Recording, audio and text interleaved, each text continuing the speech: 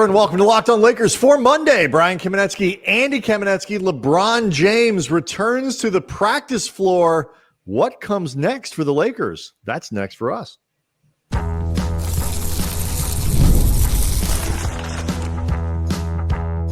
You are Locked On Lakers, your daily Los Angeles Lakers podcast, part of the Locked On Podcast Network, your team every day.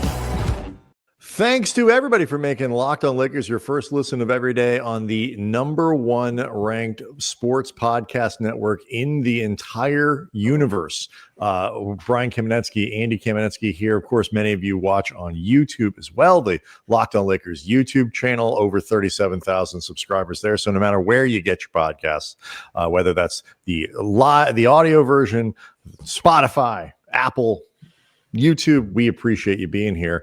Do want to let everybody know that today's episode is brought to you by Game Time. Download the Game Time app today, create an account, use the code LOCKEDONNBA for $20 off your first purchase. Andy, we mentioned it in the open. You know, Austin Reeves, he noted yesterday that Bronny James Jr. was starting for the Lakers while the old man was toiling away in the G League.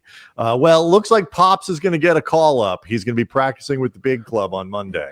I'm going to try reports for that. Yeah, I'm going to try to make it to practice on Monday, assuming my schedule allows. And one of the things that I want to ask LeBron, if I get an opportunity, obviously there's going to be questions about health, how you're feeling, how was practice, yada, yada, yada. I don't remember off the top of my head if the old development league, the D League they used to call it, even existed when LeBron first came into the league. I don't think it did. And if it did, LeBron anyway would have never been a part of it. Like, I'm actually wondering if this is the first time, even with like what is essentially a rehab assignment, LeBron has ever worked with the G League before. Like, I'm wondering, like, and if the answer is no, and it would not shock me, even if in season 23, this is truly a first for LeBron, like what he thought of that experience, just truly seeing, how the other half lives. Yeah. And I was incorrect. The LeBron's rookie year was 2003, 2004. The D League, as you mentioned, it was launched in 2001. So it was alive when LeBron started in the league, but not by much, which is kind of amazing. Yeah, it is kind of amazing. It's gone through a couple different renamings, different processes. I mean, in all honesty, the G League has now become a huge thing for players looking to get into the NBA. It really has become a much different thing than it was. Yeah, it's become a very successful farming system. But like, I'm just curious to get LeBron's perspective on what was it like to actually work with this group? Yeah, for sure. And so he's been down there. He's had multiple practices. So again, multiple reports that he'll be on the floor for the Lakers at practice on Monday. And so this is not a surprise. It is a natural progression. The Lakers obviously taking Sunday off after the long road trip, which ended quite successfully with, I think, the best win of the year in Milwaukee. We'll talk about a few more things from that game before we're done here. But what we don't know yet, Andy, is if LeBron, and I'm sure this will come up on Monday and we'll have a little more information going into Tuesday, whether LeBron will be in the lineup Tuesday night at home against Utah. If he's not, though, the Lakers don't play again. It's a really goofy scheduling quirk, which we'll get to for probably the second segment. The Lakers don't play again after Tuesday night until Sunday in Utah. So a long stretch of practice, rest available to them. So we'll find out pretty soon whether LeBron's going to play either the next game or the following, but it looks pretty good that he's coming back soon. It does look back. It does look great that he could be back soon. Obviously, the team, they have succeeded without LeBron. And I was actually looking up some numbers, just trying to quantify what it means for them to be in this place this far without LeBron, assuming LeBron comes back either Tuesday versus Utah or this following Sunday also against Utah. So you end up his debut against one of the bottom feeder teams in the NBA. The Lakers are 10-4 this season without LeBron playing a single game. They're 6-4 versus teams above 500 and 4-0 versus teams below 500. And their strength of schedule is currently 5th in the NBA. Like they have not always been pretty in the way they put together these wins. They have certainly not avoided a lot of warning signs or problem areas being exposed during their wins. I mean, we've talked a lot about the defense, although here's what's crazy. Their defense against the Bucks, and I think also to some extent the Pelicans, was so good. The Lakers' defensive rating right now, and this may change depending on Sunday's games, all that stuff, they're currently at 14 for defensive rating in the NBA, which is far higher than where they've been for much of the year. Well, yeah, especially after the Oklahoma City game. And again, we're early in the season, so single games can move teams around. Yes. But middle of the pack for this group would be, as sort of the starting point for what they need to be able to do to compete. And also what's crazy is their defensive rating now is actually ranked higher than their offensive rating. They're 14 at defense, 16 at offense, which, again, I think you would agree, does not paint the complete or even accurate picture of what this team has looked like over the course of 14 games. But it has been a reminder, I would say, that there have been times where they have cranked up their defense effectively. It has not been consistent. It certainly is the biggest potential hindrance for this team this season. But at times, their defenses look pretty good. I think here's the thing. I think they have done a pretty good job most of the time of trying to do what they're supposed to do. There are times when it is a challenge based on personnel. And you mentioned, where they are after these games. 10-4. If you had told me at the beginning of the season, just for start, that LeBron is going to be out until potentially, we'll even say late the Sunday game is the 23rd, I believe. Yes. So if you said LeBron's not going to play until November 23rd, or even if you said he's not going to play until November 18th, and the Lakers are going to be 10-4 in that stretch, I'd be like, I'll take it. I mean, like in a heartbeat. If you had also told me that over that stretch, Luka would miss 4 games, I believe. Reeves has missed 3 or 4. I know at least 3. They've been without Marcus Smart at different times. Rui Hachimura didn't play. Gabe Vincent has, for all intents and purposes, missed this season. Played. Yes. And is he like a world beater? No, but he's an important part of their rotation because, as we've seen, they don't have a ton of other guards that they can just plug into that and make it go. If you'd told me all of that stuff and that they would be 10-4, Andy, I'd say you were crazy. That's crazy talk, especially when you consider this has not been. We'll get to it in the next segment because there's a little shift maybe coming. This has not been an easy stretch of schedule, like you said, 5th in the league in strength of schedule. So you're doing this primarily against really good competition, and I think we nitpick. We look for the stuff that. But they're not doing this, they're not doing that. And obviously the Oklahoma City game is like, woo. But although every Oklahoma City game against every team in the league turns into oof. I point out, they did what they did to the Lakers, the Thunder did to the Warriors the night before. The Warriors then turned around and beat San Antonio the next night, and have played pretty well since then. So it's like, Oklahoma City is in its own category, and we'll see about it. But they are doing really good work. And you don't look at this and say, yeah, but there's this bit of luck there. They've actually been relatively unlucky with their roster composition. They've played good competition and have had to beat good teams. All of these things. So when you look forward, you get LeBron back, and they're going to be, we'll talk over the course of the week, who's going to be in the starting lineup and how are they going to adjust that and what changes when LeBron comes back. But they're adding LeBron James back to the lineup. 2nd team All-NBA last year, 6th in MVP voting. He's LeBron. It's going to make them better. And I think Lakers fans ought to be really excited about where the team is right now. I think if you look at where the team is right now, and just in terms of what does it say that they've managed to do this without LeBron, the fact that they have this 10-4 record against what has been an early, frankly, a more difficult strength of schedule than you and I thought it would be. Certainly you. I know I was a little more stability. You were, I think you were a little, but either way, yeah, it's been, I wouldn't have said fifth. It has been, yeah. I mean, even if you thought that it was sneaky tougher, I don't think you would have said fifth hardest. Fifth. No, right. Exactly. Yeah.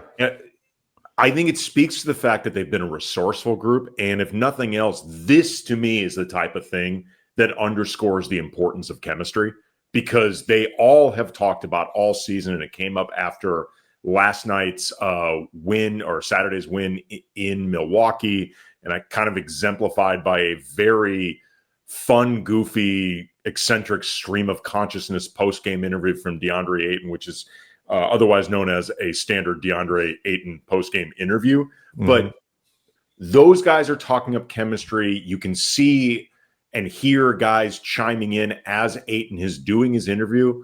And one of the areas where I think chemistry really matters is how you get through adversity or challenges, obstacles, stuff like that. By all counts, this team really has it. There's one other thing that you're getting at here that JJ Redick talked about after the Milwaukee game that I want to touch on. We'll get into Deandre Ayton with a little more depth, and note some real opportunities for the Lakers to perhaps add to this early season, already strong early season start. All of that coming up next. Locked on Lakers is brought to you by Robinhood. Your ambition just met its match. With Robinhood, you play for the win, not just on game day, every day, locking in on every opportunity, beating your PR, beating it again. Channel that drive into your money. Robinhood puts you in control of your money. Trade stocks and ETFs, options, futures, and crypto, all on one platform. You can now build and execute your own trades from a desktop with Robinhood Legends advanced tools, or take advantage of the new Robinhood strategies with a tailored portfolio managed by a team of experts. You expect more from yourself, expect more from your money. Get started today at Robinhood.com/yourmoney. Again, that's Robinhood.com/yourmoney. Your money, your move. Locked on Lakers also brought to you by Game Time. Basketball season is up and running. Nothing beats being in the arena for those opening games, but everybody understands that getting tickets can be a headache between waiting in queues, surprising fees, prices that jump right before checkout. It's easy to get frustrated when really all you want to do, Andy, is just get in the building and cheer on your team. And that's where Game Time comes in. It's the app that gives fans the advantage, and it's your ultimate life hack for scoring amazing NBA tickets fast, easy, and stress-free. Of course, in our family, we do a lot of soccer. We go to the LAFC, to the Galaxy, to Angel City, and that's where we use Game Time all the time. Checking, we do it a lot of times on the same day. We get to view our seats. We know exactly where we're going to sit. The kids can sit there and pick them out and decide what they want to see. I know exactly how much you're going to pay because all the fees are right there, and I know the all-in pricing there is a big deal and a major game changer for me. And if you're going back to the NBA, you can find NBA tickets for under $25 on Game Time. These things exist. So take the guesswork out of buying NBA tickets with Game Time. Download the Game Time app, create an account, use code LOCKEDONNBA for $20 off your first purchase. Terms do apply. That's code LOCKEDONNBA for $20 off. Swipe, tap, ticket, go. You talk about chemistry, Andy, and we'll get to the sort of the opportunities that are in front of the Lakers, over these next couple of weeks, really through the end of the month before they are on the road for basically all of December until Christmas. Like the first 3 weeks of December, they're gone. Redick made a point of talking up his assistants, talking up the staff after the game on Saturday, because they played Friday night. They were on the flight. They didn't have a lot of time to prepare. It's not the playoffs. You don't get all this stuff in advance like you're doing it night to night. And he really had a lot of praise for the way that his staff got the team the information they needed, came up with a game plan, kept it simple, but kept it very obviously effective. And so it's always really cool when you hear coaches do that, spread praise around to Their assistants, I know we talk about them all the time. Andy, Sean McVay does this kind of thing constantly. And JJ spent time with Sean McVay. He talked, so JJ talked about that. He made a point about talking about Maxi Kleber and the winning plays and all that kind of stuff. He goes into players and stuff like that are beyond sort of the simple box score stuff. And the reason I mention this, when you talk about chemistry, I think another thing that is very clear over these 14 games with this constant churn of players is that when guys go out on the floor, they know what they're supposed to do. And they have a way of playing and a blueprint that they can apply no matter who is on the floor at that time.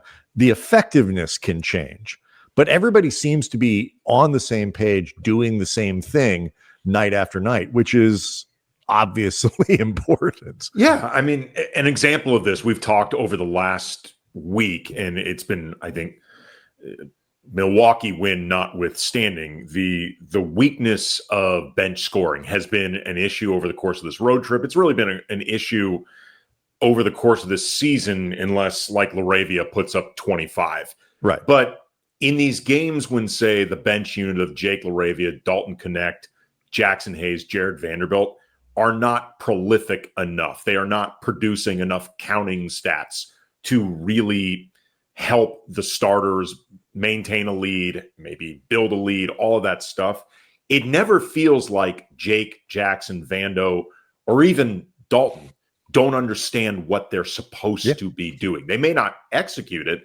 And some of the problem is, other than Dalton, who is seen as a scorer and thus far has not been a consistent enough scorer, but that is his actual role in the NBA, Jake, Vando, and Jackson, that's not actually their role in the NBA. So when you need scoring from those guys, it's not that none of them can ever provide it, because particularly in the case of Jackson and Jake, it'll occasionally happen, but it's not what they're in the league to do.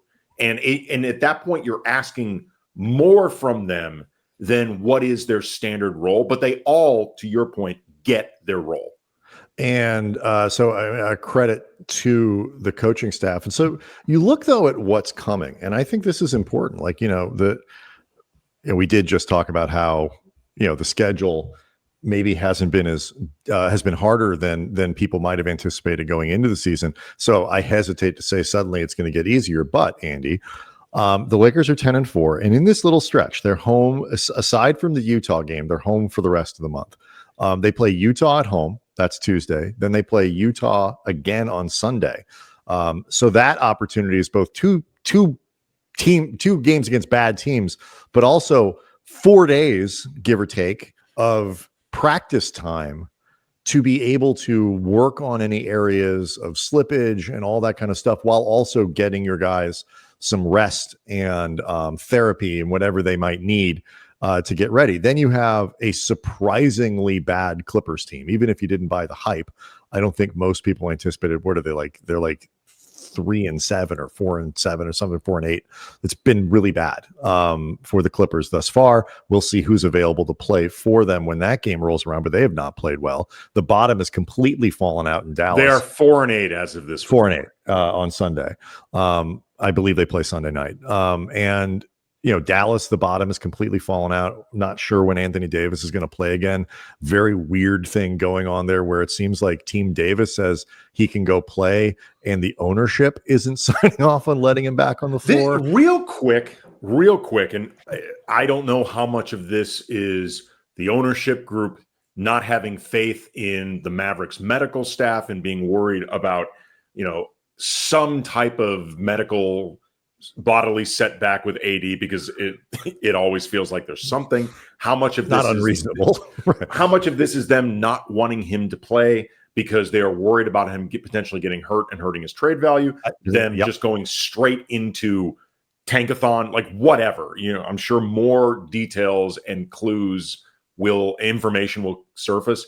It is, though, a reminder for fans, and I think especially NBA media, who spend so much time bitching about the load management era and players are soft. There's a lot more that goes into this other than what the players want. And contrary to what I think is the prevalent narrative, the players do not always have a vote on this stuff. I know it's the player empowerment era, and everyone thinks, it's a players run league. They do not actually have the final say on everything. And in particular, I think playing time, when these guys play through injuries, when they don't, it is a lot more coaching, ownership, front office than I think most people either realize or are willing to concede.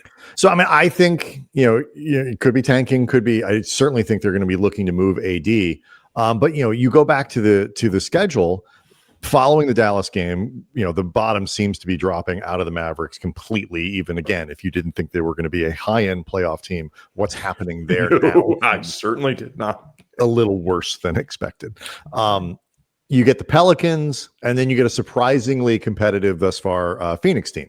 So that's 6 games where you can look at the Lakers and say they should go 4-2, probably. 4-2 is a reasonable benchmark, I think, for those 6 games, maybe a little bit better. So before you head out on the road, you could be, what did that would make them 14-6. I mean, that's pretty good heading out into the road trip. And again, they'll have all of this practice time to get a little sharper for those games. So a significant opportunity in front of the Lakers, especially given that they are at some point in the near future welcoming LeBron James back into the gameplay lineup. So the other guy that's been a great story thus far this year, you mentioned him earlier, Andy, is Deandre Ayton. He is a big part, I think, of this chemistry and the kind of the vibe around the team. And so we'll talk a little bit more about Ayton, who was fantastic in Milwaukee, next. Locked on Lakers is brought to you by FanDuel. The NBA, it is upon us, and there is no better place to get in on the action than FanDuel, the official sports betting partner of the NBA. Even if you miss the start of a game or you want to ride a hot hand, FanDuel, they got you covered. Live bets on everything from who's going to score next to fourth quarter comebacks. Plus, you can even combine your live bets into a same game parlay for a shot at a bigger payout. It makes every game more exciting, especially when your team's making that late push. Hopefully, the Lakers are never the team that has to make a late push, but it's nice to know that when they do, you can personalize this. Right now, FanDuel is giving more new customers $300 in bonus bets when your first $5 bet wins. So head to FanDuel.com to sign up and play your game with FanDuel, the official sports betting partner of the NBA. One of the interesting things about Ayton, Andy, is that you kind of go around from his stops in Phoenix to his stops in Portland. And I'm not saying this was like a fiction. There have been a lot of well-documented and I think likely very well-earned questions about Deandre Ayton's drive, his work ethic, some professionalism questions in there. We all know the story about, the ice and getting iced in Portland and all these other things. I will continue to defend him. The man grew up in the Bahamas, played all of his collegiate or professional basketball to that point in Arizona. DeAndre Ayton has not grown up equipped to know what to do. I mean, we live in Southern California. Look how people panic when it just drizzles rain. So let's lay off DeAndre on this particular one. On this particular thing. The man's probably never seen a shovel before. And you talked about this. Was it with Mike Richmond? Who'd you talk about with I into the spoke season? with both Mike Richmond and Sean Highkin. Mike Richmond from Locked on Blazers, Sean Highkin, the Rose Garden Report. He has covered the Blazers since Forever. Basically you and I have gotten into this industry. One of the things that came out of those conversations is it's the human being, DeAndre Ayton, is nobody really seems to have a lot of complaints about the person. Okay. Yes and no. I mean, as far as thinking he's a bad guy, no. Like I've never heard anybody say they think he's a bad guy. The human being, and when I say this, I mean specifically the personality.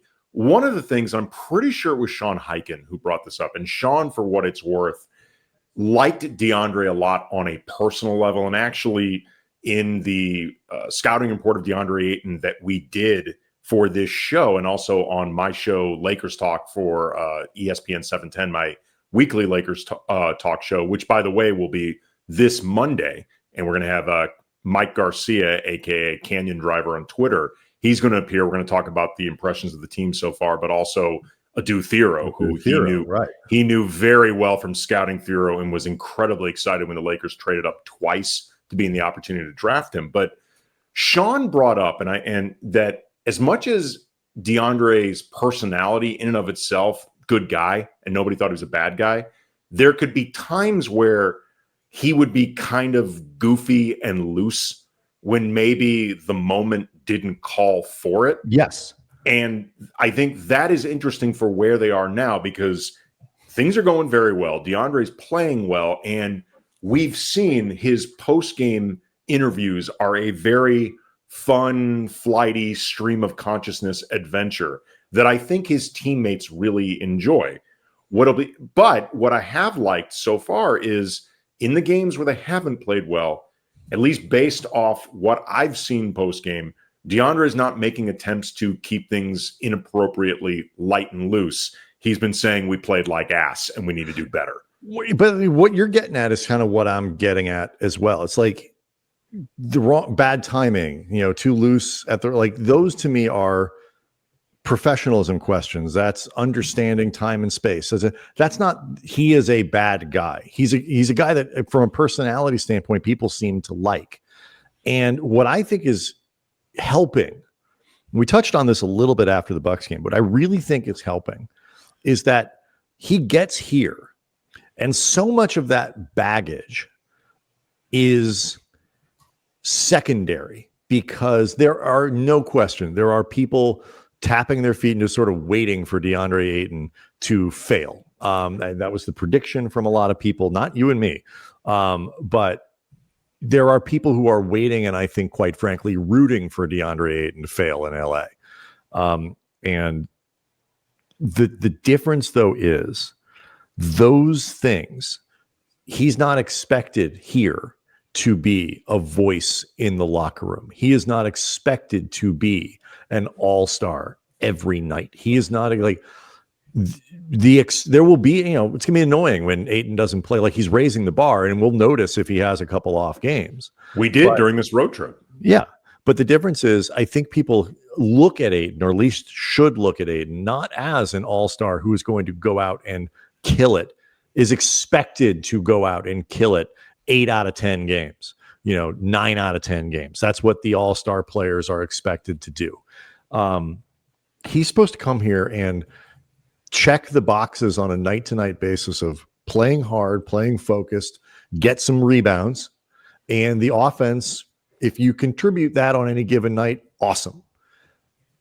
I think contextually that helps tremendously in his attitude. He can be kind of a fun light in the locker room because he seems to, like you say, understand the assignment. It's a team with serious championship expectations. He went to a Western Conference Finals before, so you can obviously succeed with DeAndre Ayton on your team. And just, I think the context of everything fits so much better here. And, I'm not expecting a lot of drop off. And I think what he brings is this sort of guy that you can now root for, I think, much more. Hey, let's watch this guy make good on his career. It's a 180 shift that if he keeps taking advantage of it is going to, I think, play through the year. Yeah, I think the way you phrase that is perfect, with make good on his career as opposed to make good on the draft status. Like, that ship has, in all likelihood, sailed, particularly when you happen to be in the same draft class as Luka, and there's no way you're ever going to approach what Luka's done. I would say most people rightly have him behind Trae Young, and I don't think there's a chance and I'm not even the world's biggest Trae Young fan, but I don't think Trae Young's a better player. Trae Young has had a better career. He's a better player. Exactly. And I'm sure if we went through other guys in that draft class, we'd find more examples.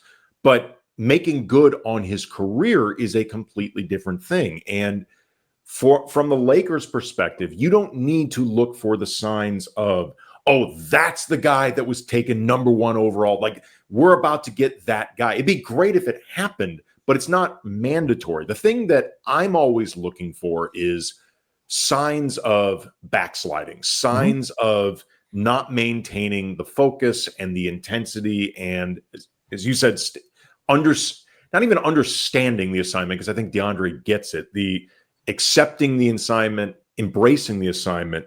But the part about him not needing to be worthy of a number 1 overall pick, which obviously was a thing in Phoenix. And I think when Portland brought him in, there was, I think, the hope that maybe they could get that version. I remember years ago when Kwame Brown was a Laker, and obviously DeAndre Ayton has been a better player than Kwame ever was. For sure. But Kwame was a former number 1 overall pick, and the Lakers were his second team.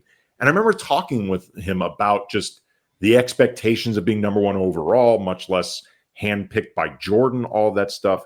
And he said, like, look, man, I can't do anything about that anymore. Like, for better or for worse, maybe a bit of both, like, it's done.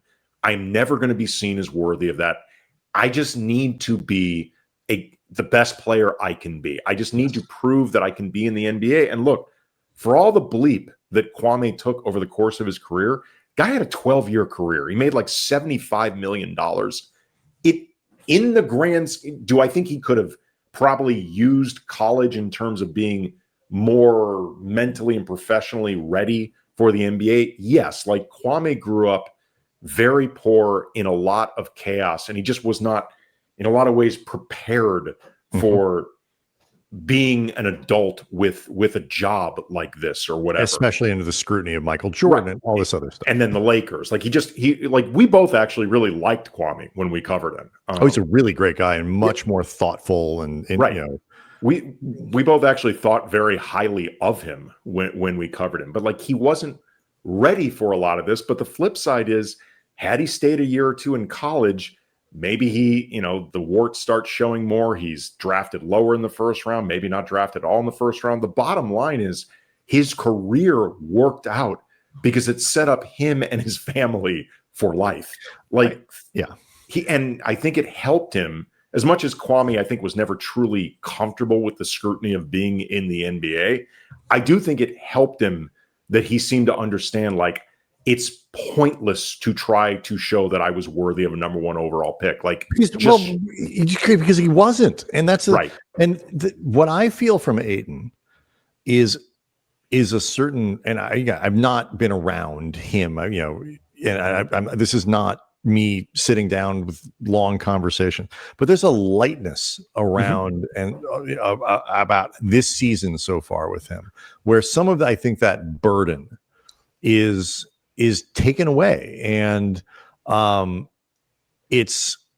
saying, I said Western Conference Finals earlier, by the way. It's actually a finals team, not a Western Conference Finals team. And it probably helped. Chris Paul was on that team. It's like, there was leadership in that group that wasn't expected to come from DeAndre Ayton. And the Lakers obviously have that, in excess between Luka and LeBron and Reeves and guys like Gabe Vincent and Marcus Smart. Like, they don't, this does not, Ayton's just got to get in line and do his job. And there is none of that extra responsibility. And I just feel like you just get a vibe of whether or not something's kind of working. Like when Westbrook got here, for example, and I'm not trying to, rehash that whole thing, but like, you could tell from the beginning, like this, just the vibe here is way off. It's not going to work. And I get the exact opposite feeling. You know what? It was like Dwight 1.0 with the Lakers, and we were around that team a lot. From minute one, it not was going to work. And for some of the reasons that were external to Dwight. But Dwight 2.0 felt it from the beginning because it's a similar context change. Like what Dwight was supposed to do here when he came back the second time, very different. So I feel like this is maybe the first year without being a DeAndre Ayton historian, this may be the first year where the focus is going to be less on what he isn't doing and what he isn't, and more on what he is. Yeah. And that even if the ratio doesn't change, if we're focused on, people are going to be more focused on the good stuff than the bad. And that is a real, mentally can make a big difference for Ayton and just in terms of how he navigates the season. So we'll see. As long as they're winning and he's doing his job, all these fun post-game interviews are going to be something people look forward to. As you mentioned, we'll see what happens if it's wrong place, wrong time. But I think that'll get corrected pretty quickly inside the room if it needs to be. Yeah, so far, so good. Locked On Lakers on YouTube is where you can hang out with over 37,000 subscribers to the channel. We will see how things go with LeBron on Monday. Obviously, update you Monday night on any status for Tuesday and beyond. But things are looking up for him. Things are therefore looking up even more so for the Lakers. Lots to be excited about. We'll talk to you tomorrow.